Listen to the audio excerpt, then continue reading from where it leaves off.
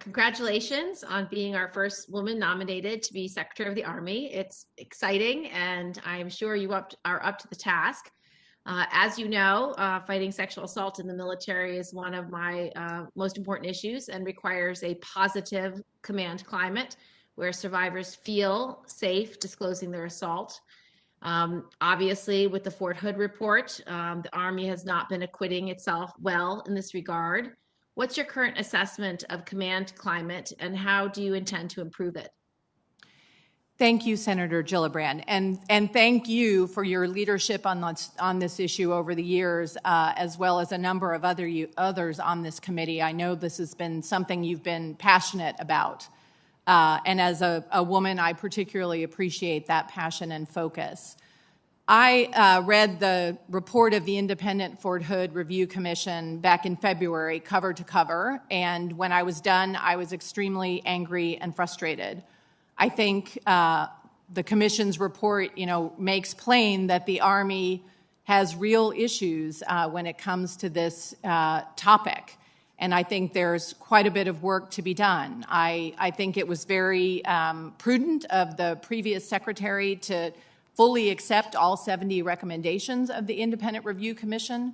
If confirmed, I would be completely committed to fully implementing those, not just at Fort Hood, but across the entire Army, where applicable.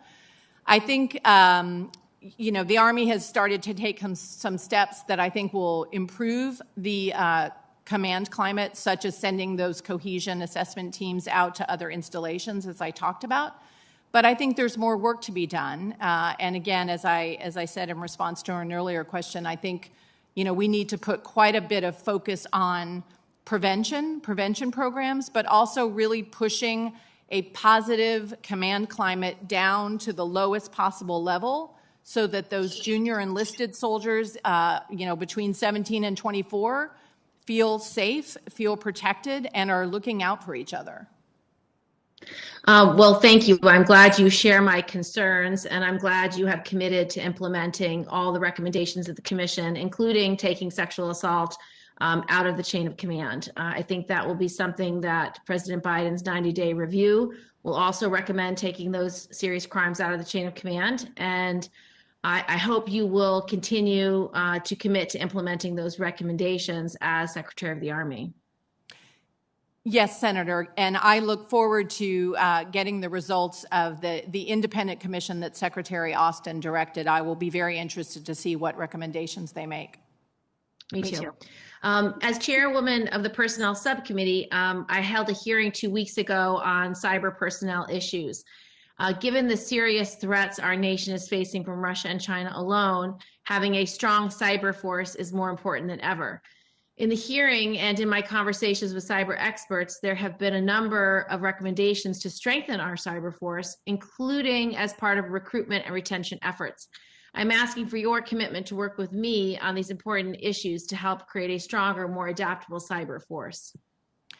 Senator, I would be happy to work with you on that issue. I think it's essential that we be able to recruit and retain qualified cyber experts into the Army and into the broader military.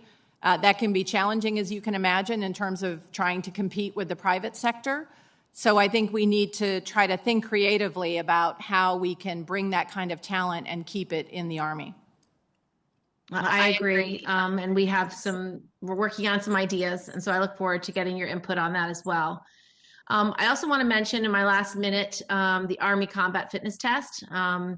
On the subject of retention, I remain very concerned about the retention issues posed by the Army Combat Fitness Test, mainly its effects on retaining women and those with specialty roles like our JAGs, medical personnel, cyber warriors, which is why I've pushed for a provision in the last NDA to pause and have the test independently evaluated.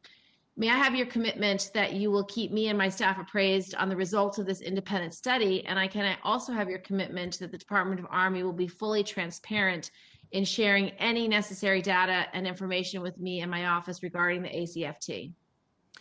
Yes, Senator.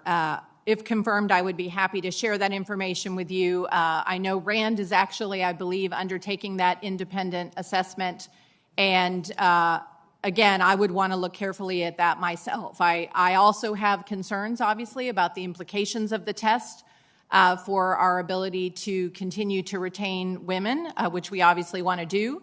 I do think it's important for the Army to have a physical fitness test that tests the kinds of combat skills soldiers will need to have a test that prevents injuries, which I think the new test is designed to do much better than the old one.